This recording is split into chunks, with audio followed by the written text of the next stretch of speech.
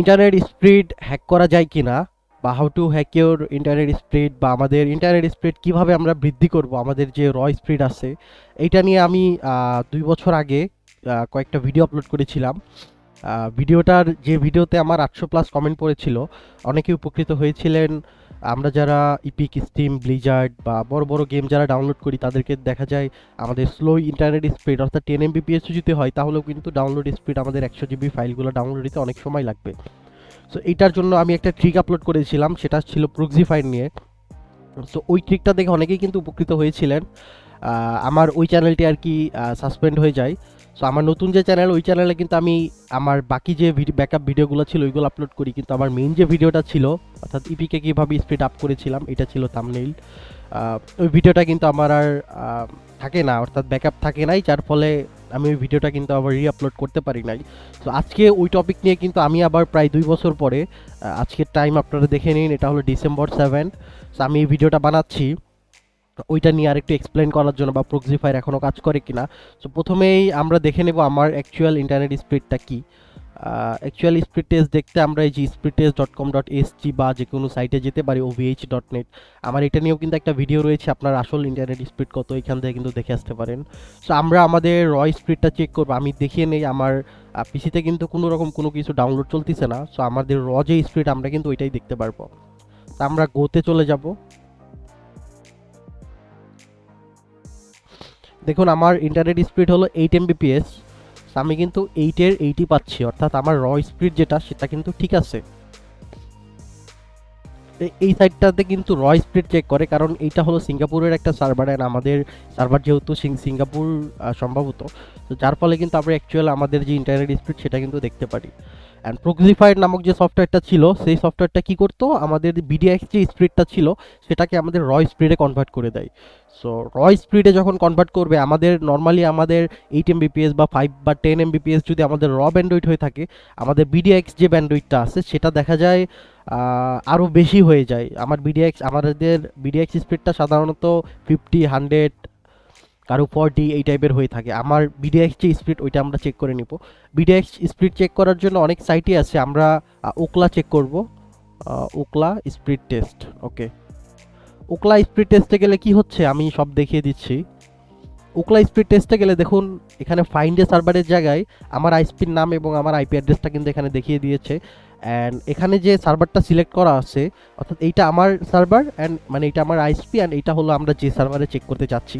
এটা দেখুন, এটা কিন্তু আমাদের দেশের অভ্যন্তরীণ একটা সার্ভার, যার ফলে আমরা কিন্তু এখানে আমাদের বিডিএক্স স্পিড ওইটা কিন্তু চেক করতে পারবো। আমরা এটা চেক করে যদি বাইরের কোনো সার্ভার দেই তাহলে কিন্তু আমরা আমাদের যে যে ব্যান্ডউইথ অর্থাৎ এইটা কিন্তু আমরা এইখানেই চেক করতে পারবো। সো আমরা গোতে চলে যাব, দেখি আমার বিডিএক্স স্পিডটা কত। আমার বিডিএক্স স্পিড সম্ভবত 50 Mbps, যার ফলে আমি 50 বা তার আশেপাশে পেয়ে থাকবো। 40 বা 60 এর আশেপাশেই আমার বিডিএক্স স্পিড আর কি। আমি যতটুকু জানি আমার 50 Mbps হলো আমার বিডিএক্স স্পিড। যে কোনো এফটিপি সার্ভার থেকে আমি ডাউনলোড দিলে কিন্তু আমি আমার এই স্পিডটাই পাই, কিন্তু এই স্পিডটা কিন্তু আমি আমার তে পাই না, মানে আমার অ্যাকচুয়াল যে ব্যান্ডউইথ সেখানে কিন্তু পাই না। দেখুন টাস্ক ম্যানেজার যদি ওপেন করি এখানে কিন্তু 50 Mbps দেখাচ্ছে। আপনারা ইন্টারনেট স্পিড কিন্তু এইখান থেকেও আপনাদের টাস্ক ম্যানেজার থেকেও চেক করতে পারেন। সো আমরা এইভাবে কিন্তু আমাদের ইন্টারনেট স্পিডটা চেক করতে পারি। আর আমি এখানেই দেখিয়ে দিলাম, আমি আরেকবার যদি চেক দেই, দেখুন আমার ইন্টারনেট স্পিড কিন্তু 7 Mbps। সো আমরা এখন আমাদের প্রক্সিফায়ার যেটা সেটা কিন্তু রান করব। প্রক্সিফায়ার আমরা খুঁজে বের করি। সো প্রক্সিফায়ার আমরা রান করব, এটা কিন্তু দিতে হবে run as administrator. So run as administrator দিয়ে দিলাম।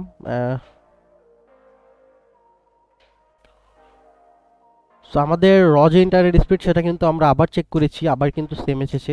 অ্যান্ড ওকলাই দেখুন আমাদের কিন্তু এই বিডিএক্স স্পিড সেটা কিন্তু চলে এসেছে। অ্যান্ড আমরা যদি আরেকটা সাইট চেক করি ovh.net, আমরা এইখানে গিয়েও আমাদের ইন্টারনেট স্পিডটা চেক করতে পারি। যদি অনেকেরই আর কি কনফিউশন থাকতে পারে, আমাদের কিন্তু দেখুন প্রক্সিফায়ার ব্যাকগ্রাউন্ডে চালু হয়ে গেছে, আমরা কিন্তু প্রক্সিফায়ার রান করে নিয়েছি। অ্যান্ড প্রক্সিফায়ার যদি ওপেন করি দেখুন এইখানে কিন্তু আমাদের যে ইন্টারনেট স্পিডের কত এমবিপিএস উঠতেছে আমরা কিন্তু এটা এখানে দেখতে পারবো। অ্যান্ড কোন কোন সার্ভারের সাথে কানেক্টেড হয়েছে, ট্রাফিক, স্ট্যাটিস্টিক অ্যান্ড কানেকশন সব কিছু আমরা এখানে কিন্তু দেখতে পারবো। সো চলুন, যেহেতু প্রক্সিফায়ার ওপেনই হয়ে গেছে, আমরা এখন আবার আমাদের ইন্টারনেট স্পিডটা চেক দেবো। এখানে দেখুন ডাউনলোড স্পিড কিন্তু 7 Mbps, sorry 8 Mbps, and upload স্পিডও কিন্তু 8 Mbps। আমরা এগেইন চেক দিব। এগেইন চেক দেওয়ার ফলে দেখুন আমাদের স্পিড কিন্তু বৃদ্ধি পেয়েছে, এটা 50 Mbps অবধি যাবে। আমি জানি না এখন কেন কম দেখাচ্ছে, কিন্তু আপনারা আশা করি তফাৎটা বুঝতে পেরেছেন যে আসল তফাৎটা কোথায়। আমাদের ইন্টারনেট স্পিড আমাদের 8 Mbps থেকে কিন্তু আপ হয়েছে, এটা আমাদের 50 Mbps অবধি কিন্তু যাবে। এখন কেন যাচ্ছে না সেটা আমি বলতে পারতেছি না, তবে আশা করা যায় আরও দু একবার স্পিড চেক দিলে আমরা এই স্পিডটা কিন্তু পেয়ে যাব। আর প্রক্সিফায়ার যেহেতু আমি মাত্রই কানেক্ট করেছি, এই কারণে কিন্তু দেখা যায় আমার কম দেখাচ্ছে। এই যে দেখুন 3.53 অবধি কিন্তু আমাদের টানতিছে এখানে, এই যে আরও আস্তে আস্তে কিন্তু বাড়তিছে। তো আমরা ওভিএইচ এটাতেও চেক দিব।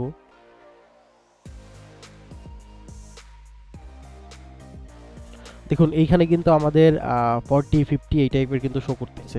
আমি আগেই বলেছিলাম আমার 50 Mbps হলো বিডিএক্স স্পিড, যার ফলে কিন্তু একটু আপ ডাউন করতেছে। সো 50 Mbps আশা করি নর্মালি আমরা পেয়ে যাব এখানে। 40-50 Mbps। আমরা আমাদের আপলোড স্পিডটা এখন চেক করব। দেখুন এইখানে দেখাচ্ছে পিকে গিয়েছিল হলো 3.88 Mbps, অ্যান্ড আপলোডেও কিন্তু 30-40 এই টাইপের অবধি যাবে। এই যে দেখুন আপলোডেও কিন্তু 40 অবধি গিয়েছে। সো প্রক্সিফায়ার কানেক্ট করার মাধ্যমে কিন্তু আমরা আমাদের যে র স্পিড সেটা কিন্তু ইনক্রিজ করেছি। অ্যান্ড আমরা চেক করব আমাদের ডাউনলোড স্পিডটাও, আমরা যদি কোথাও থেকে কোনো সাইট থেকে কিছু ডাউনলোড দেই সেখানেও এটা কাজ করে কিনা। সো এটা আমরা কেটে দেই, আমরা এখানে আবার চেক দিব। আবার চেক দিয়ে দেখা যাক আমাদের কীরকম স্পিড পাওয়া যায়। দেখুন ওই সেম 30-40 আমরা এই টাইপের কিন্তু পাবো। আর নর্মালি আমার আইএসপি থেকে আর কি বিডিএক্স লিমিট করে দেওয়া, যার ফলে কিন্তু আমার 50 Mbps, আর নর্মাল আইএসপিগুলোতে কিন্তু 100 Mbps বিডিএক্স দেওয়া থাকে। সো আমরা কোনো একটা সাইট থেকে কিছু ডাউনলোড দিব। ডাউনলোড দেওয়ার জন্য আমরা এই যে এখানে কিন্তু কিছু অপশন আছে, আমরা এখান থেকে এই যে 100 MB একটা ফাইল ডাউনলোড দিব। সো 100 MB একটা ফাইল দেখি সিঙ্গাপুরের সার্ভার থেকে ডাউনলোড দিতে কতক্ষণ সময় নেয়। দেখুন আমার ট্রান্সফার রেট কিন্তু 3 Mbps ক্রস করেছে, ঠিক আছে। আমার এটা নর্মালি 4-5 ক্রস করে।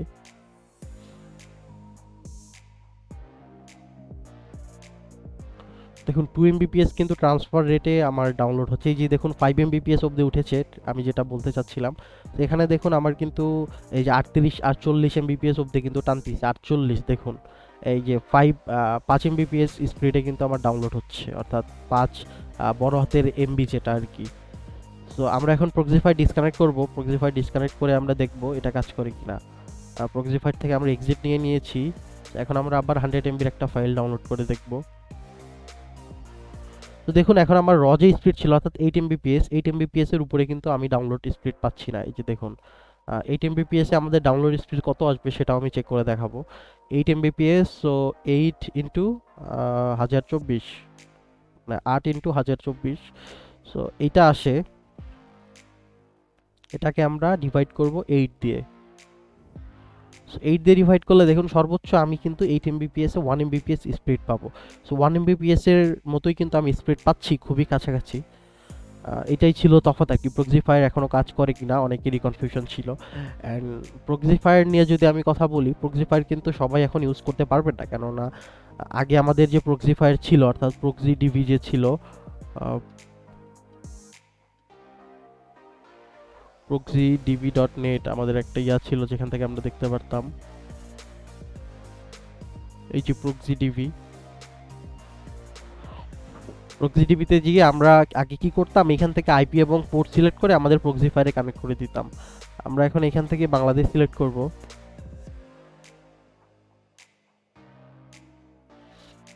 এই যে আমরা বাংলাদেশ সিলেক্ট করে ফেলেছি। এর পূর্বে আমরা যেটা করতাম, এখানে আইপি অ্যান্ড পোর্ট দেওয়া থাকতো, এই যে এটা আইপি অ্যান্ড লাস্টে এটা হলো পোর্ট।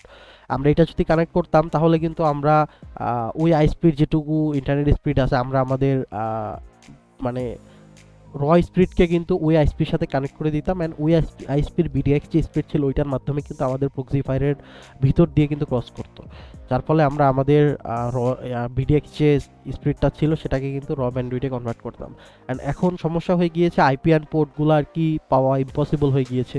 সো কোনো ভালো আইপি পোর্টই আর নেই ওইভাবে, যার ফলে কিন্তু আমরা প্রক্সিফায়ার ইউজ করতে পারি না।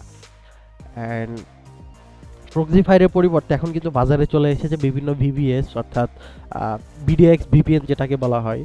আপনারা গুগলে সার্চ করলে পেয়ে যাবেন, তারা একটা পেইড মেম্বারশিপের মাধ্যমে এই ভিপিএনগুলো সেল করে। যেমন 300 টাকাই হলো 1 মাসের আনলিমিটেড ব্যান্ডউইথ, অর্থাৎ আপনি 300 টাকা দিয়ে আনলিমিটেড ব্যান্ডউইথ ইউজ করতে পারবেন।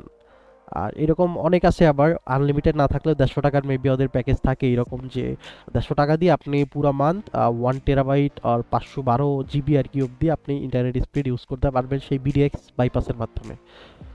তো আমি তাদের সম্পর্কে যদিও জানি না, আমি ওগুলো কোনো খোঁজ খবর নেই নাই, কাজ করে কিনা আমি জাস্ট এইটা দেখাচ্ছি। অ্যান্ড আমার প্রক্সিফায়ার কিভাবে কাজ করতেছে এটা আপনাদের একটা কোশ্চেন থাকতে পারে।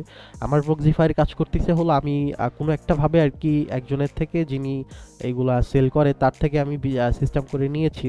অ্যান্ড যার ফলে আমার প্রক্সিফায়ারে কিন্তু সে যে আমাকে আইপি পোর্ট বা তার কিছু ওখানে আরও অ্যাড্রেস দিতে হয়, আর আমি যেটা ইউজ করতেছি সেটা কিন্তু সক্স 4।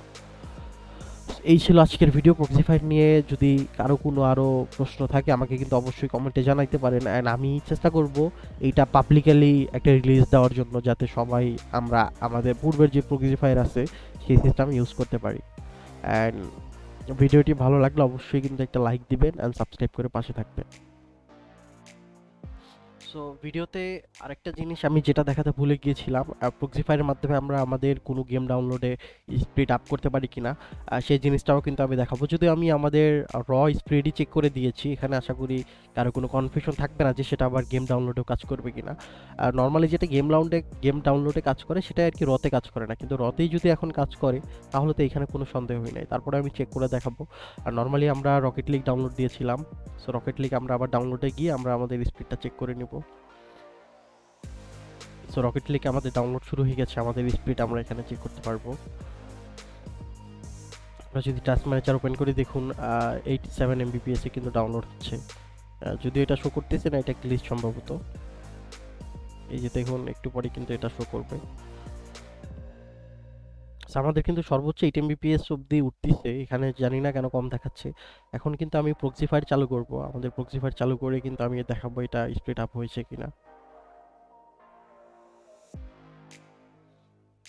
প্রক্সিফায়ার কিন্তু আমাদের অলওয়েজ রান অ্যাজ অ্যাডমিনিস্ট্রেটর দিয়ে ওপেন করতে হবে। এখন প্রক্সিফায়ার দেখি রান করে আমাদের স্পিড আপ হয় কিনা।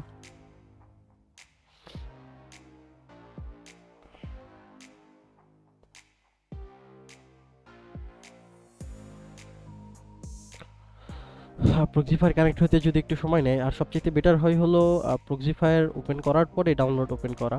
সো আমরা এখন ডাউনলোডটি পজ করে দিব, পজ করে দিয়ে আবার ডাউনলোডে দিব।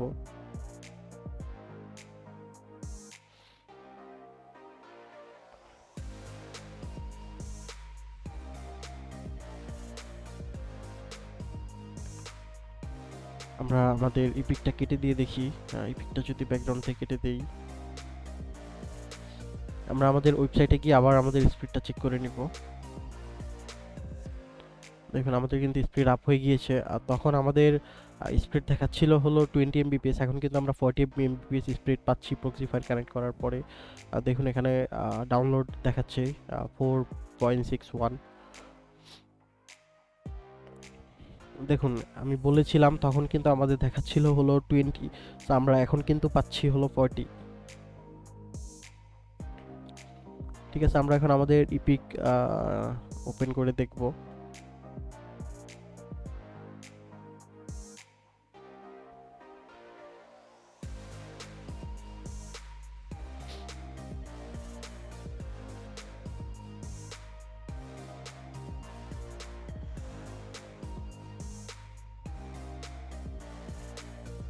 সো আমাদের ইপিক ওপেন হয়ে গেছে, আমরা এখন ডাউনলোডে গিয়ে রকেট লিগটা আবার ডাউনলোড দিব। আমরা রিজিউম করে দিলাম।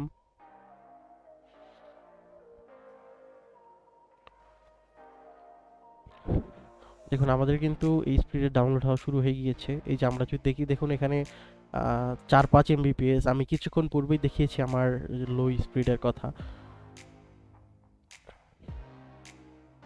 প্রক্সিফায়ার আমাদের কেটে দিয়ে আর কি অন করতে হবে, যেটা স্বাভাবিক, কেননা একটা অ্যাপ্লিকেশন কিন্তু আগেই আমাদের প্রক্সিফায়ারে কিন্তু কানেক্ট হয় না। আমি যদি প্রক্সিফায়ারে দেখাই, এই যে দেখুন এখানে কিন্তু ইপিক লঞ্চার যে ইয়াটা আছে এটা কানেক্ট হয়ে গেছে। ব্ল্যাক মানে কানেক্ট হয়ে গেছে, যদি এখানে রেড থাকতো এর মানে কানেক্ট হয় নাই। সো আমি কিন্তু সাকসেসফুলি দেখিয়ে দিয়েছি কিভাবে আমি আমার ইন্টারনেট স্পিড আপ করলাম। দেখুন আমার কিন্তু 40-50 এমবিপিএসে কিন্তু আমি ইপিক থেকে ডাউনলোড দিচ্ছি, যেখানে আমার র স্পিডে 8 এমবিপিএসে ডাউনলোড হতো। আশা করি সবাই প্রক্সিফাই নিয়ে ক্লিয়ার হতে পেরেছেন। অ্যান্ড কারো কোনো ফার্দার কোশ্চেন থাকলে আমাকে অবশ্যই কিন্তু কমেন্টে জানাতে পারেন। আমি আমি কিন্তু সবারই কমেন্টে রিপ্লাই দেওয়ার চেষ্টা করব। সো আমরা আবার প্রক্সিফাইটি ডিসকানেক্ট করে দেখি প্রক্সিফাইর কাজ করে, কেমন কাজ করতেছে। দেখুন আমাদের ডাউনলোড স্পিড কিন্তু আস্তে আস্তে কমতে শুরু করেছে, যেটা সম্পূর্ণ প্রমাণ করে দেয় যে আমাদের প্রক্সিফায়ার কতটুকু কাজ করে। আমাদের ইপিক যদি একবার রিস্টার্ট নেবে, হ্যাঁ দেখুন এখানে কিন্তু আবার আমাদের সেই পুরাতন যে ভ্যালুটা আছে লো স্পিডে কিন্তু আবার ডাউনলোড হওয়া শুরু করেছে। এই যে 600-700 কেবিপিএস, আমরা কিন্তু সর্বোচ্চ 800 আর 900 কেবিপিএস অব্দি কিন্তু স্পিড পাবো। তো ঠিক আছে, এই ভিডিওটা যদিও আমি পরে করতেছি, ফার্স্টে আমি যে স্পিড চেক করে দেখালাম তারপরে এই ভিডিওটা আমার করা। আমি এই ভিডিওটি আর কি ওই ভিডিওর সাথে অ্যাড করে দিব। অ্যান্ড সবাই ভালো থাকবেন, অ্যান্ড অবশ্যই কিন্তু আমার চ্যানেল সাবস্ক্রাইব করে পাশে থাকবেন।